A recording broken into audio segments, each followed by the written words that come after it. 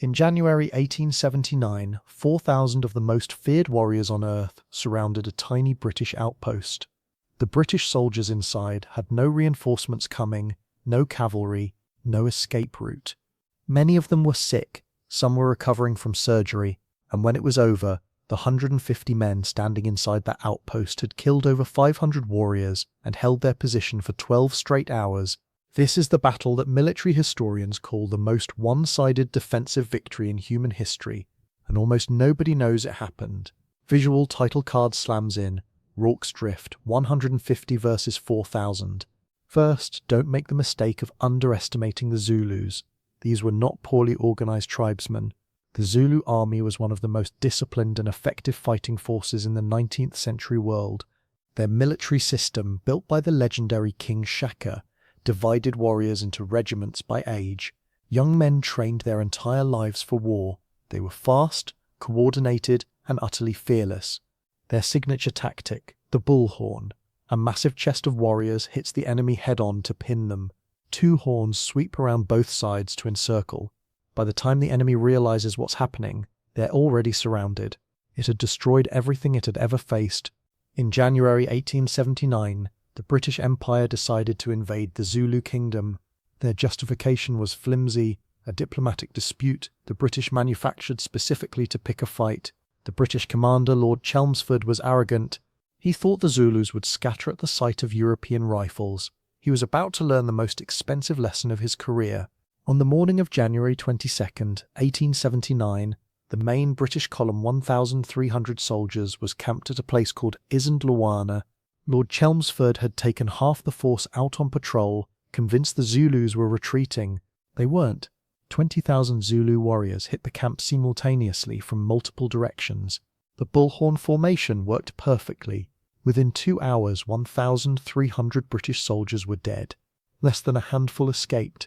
It was the worst defeat the British army had suffered against a non-European enemy in the entire 19th century. A rider was dispatched immediately to warn the nearest British outpost. That outpost was a small mission station called Rorke's Drift, 11 miles away, and it had 150 men. Rorke's Drift was not a fortress. It was a converted farm, a storehouse, and a missionary hospital surrounded by open ground. The men left behind were B Company, 2nd Battalion, 24th Regiment of Foot. Mostly young soldiers. Some had been in Africa only weeks, and a significant portion of them were sick. The hospital held dozens of men recovering from fever, injury, and dysentery. Command fell to 2 lieutenants, John Chard, a Royal Engineer, and Gonville Bromhead of the infantry. Neither had seen serious combat.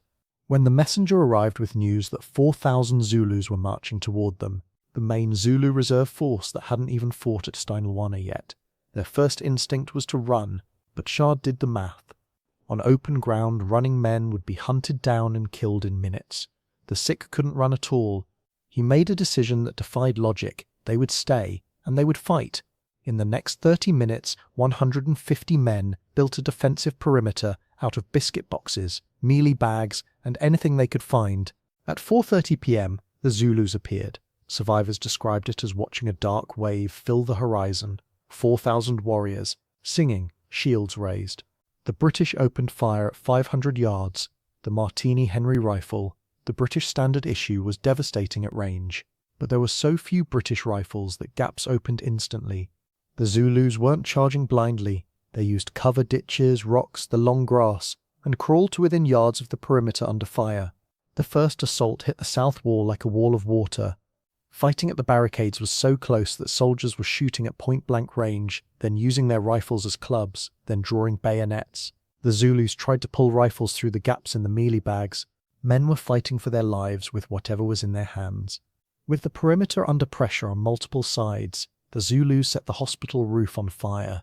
Inside, dozens of sick and wounded men who couldn't walk. Private Henry Hook, who had actually been facing a disciplinary charge that very day, took it upon himself to save them. With Zulus breaking through the walls, Hook fought room to room, hacking through mud walls with a pickaxe to create escape routes, carrying men who couldn't move, fighting off warriors at close range with a bayonet and smoke so thick he could barely see. 11 men were saved from that burning building. The men who saved them received Victoria Crosses. The hospital burned to the ground. the perimeter shrunk. The British were now packed into a final redoubt, a shrinking square of boxes stacked 2 and 3 high. The Zulus attacked all night, wave after wave. Every time the British thought it was over, another assault came. The men were running low on ammunition. Officers walked the line counting cartridges. Some soldiers fired so many rounds that their rifle barrels became too hot to hold. They wrapped them in rags and kept shooting. In the flickering firelight, the Zulus tried a new tactic, massed rushes from multiple sides simultaneously to split the fire. They almost worked. There were moments when individual soldiers were fighting off warriors who had climbed over the barricade with their bare hands. The line bent. It never broke. At 4 a.m., the attack stopped. As dawn broke over Rorke's Drift, the British stood on the barricade and looked out at 370 Zulu bodies lying in front of their position. Estimates of total Zulu casualties, including the wounded who were carried away, run between 500 and 600. British losses: 17 killed, 15 wounded. 17 killed versus 500 against 4,000. The Zulu commander looked at what 150 sick and exhausted soldiers had done to his warriors all night. He ordered the withdrawal. The Battle of Rorke's Drift resulted in 11 Victoria Crosses, the highest military honour in the British Empire, awarded in a single action. That is still the record, to this day. Back in Britain, the government was in shock over the disaster at Isandlwana. Rorke's Drift gave them something else to talk about, something heroic. Many historians argue the decorations were also politically motivated. 11 VCs in one day was extraordinary, even by Victorian standards. But what the men did was real. The Anglo-Zulu War continued. Within months, the British had crushed the Zulu kingdom. But the Zulus had shown the world something important. European technology could be defeated by discipline, speed, and tactics. Isandlwana proved it. Rorke's Drift showed the other side of that coin. What happens when a small group of men refuse to quit? 150 men. One night, 4,000 enemies. They didn't have reinforcements. They didn't have cavalry. They had biscuit boxes, a hospital, and each other. Military historians have studied Rorke's Drift for over a century, looking for the moment the British should have been wiped out. They can never quite find it. Visual, the final number 1, more time, 17 dead versus 500. Because sometimes history doesn't care about the math. It cares about the decision one man makes when the messenger arrives and says, 4,000 are coming, what do we do? And the answer comes back, we stay. If you want to know about Isandlwana, the battle that happened the same morning, just 11 miles away, where 1,300 British soldiers weren't so lucky, that video is next. Subscribe. I'll see you there.